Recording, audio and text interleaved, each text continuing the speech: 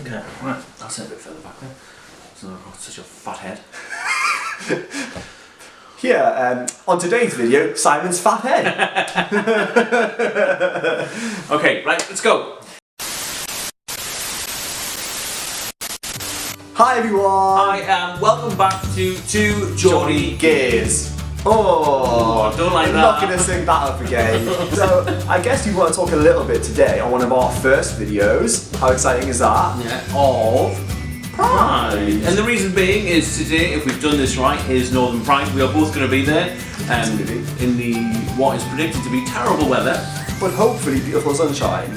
But hopefully not too beautiful, because Simon here is recovering from what can only be described as epic burn. So hopefully it'll not be too sunny for Simon. Simon's going to tell you all about the Stonewall riots.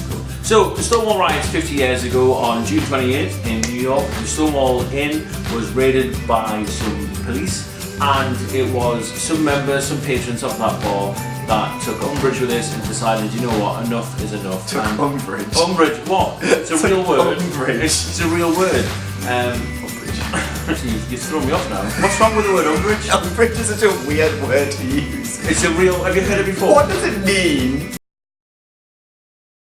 Honestly, educate Dolores Umbridge. That's where the name comes from. Dolores, really? Because she's a pain in the arse. From Harry Potter. I get it now. So some patrons of the Stonewall Inn took issue with this and kick-started a protest which lasted 4 days. And this was a catalyst for the gay rights movement and the LGBT rights movement around the world, really. And before you knew it, there was parades. In the 1980s, a very similar incident in Canada happened, and then they saw their first Pride parade. And now, 50 years later, we have things like Northern Pride.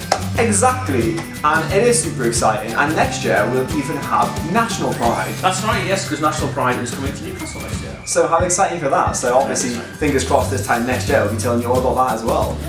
So today, what we're going to go through is a few facts about why we haven't quite got equality yet, but also why Pride's so important. Yeah, because...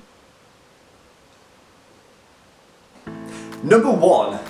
Did you know that the North East has the biggest percentage of hate crime in the UK in the last 12 months at 35%?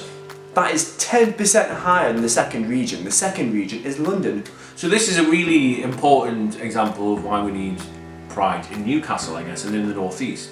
Is that specifically LGBT hate crime, or is that just hate crime in general? LGBT hate crime. Okay, so that is quite worrying that the majority of it happens in the North East. Especially when you consider, if you look at the Office of National Statistics, only 1.5% of the North East population identifies LGBT. Absolutely. So, which is the lowest in the country. So we've got the lowest population, but the highest number of hate crime. Mm-hmm. That's quite scary, that. Absolutely, and you know, as Geordie gays, put us in a bit of a strange situation, right? Why are we doing this? Number 2.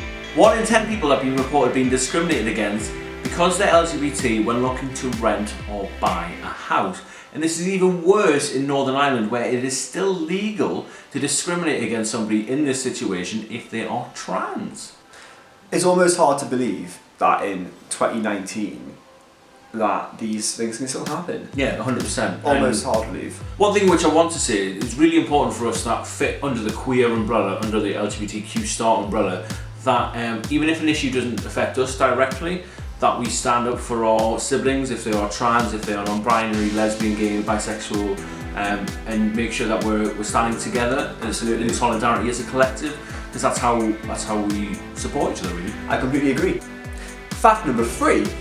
Did you know that if you're a gay or bisexual man, then you can't donate blood if you've been sexually active with someone of the same gender in the last 3 months? And it's obviously a hang-up from the 1980s, when it was believed that AIDS was predominantly a gay disease and it was spread by men having sex with men. And the world's come on a long way since then, and you know, we understand AIDS a lot better, and we understand how it is transmitted, and also the screening process for blood transfusions and stuff is so much better. It just feels so archaic and discriminative. Yeah, that's the word, yeah. Is that the word? Yeah.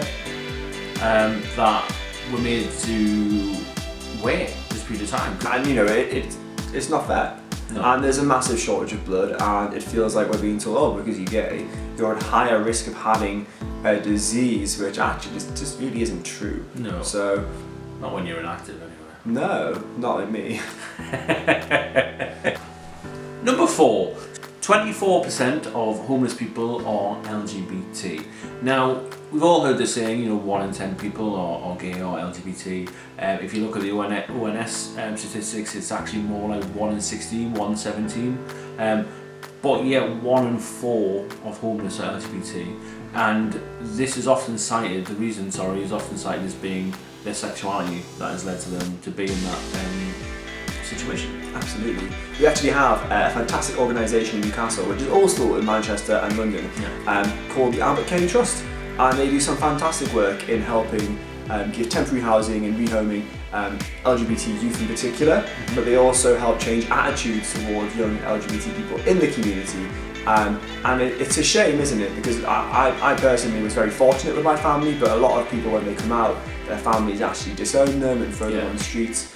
And it's almost unbearable to think about. And I think that's a worry of a lot of LGBT people is how are my family going to react, how are my parents going to react. And so charities like this, like the AKT, are really useful, because some people will disown their kids or disown family members and kick them out on the street, and that's a real shame, and that's something that we need to try and change as a community.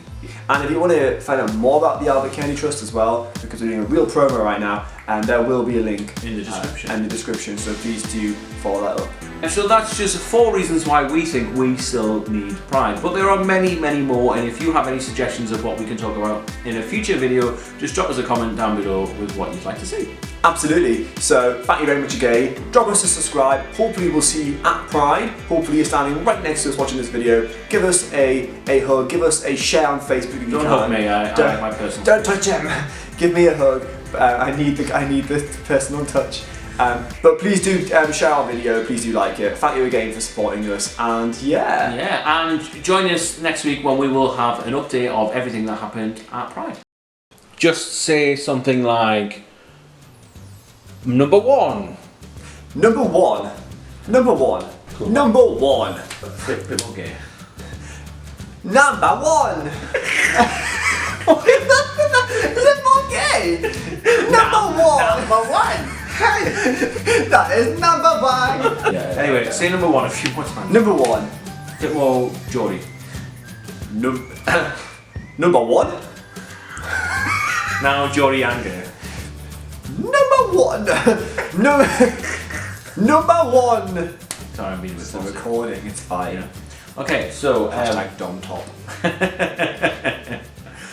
God, you're so fucking weird. I know.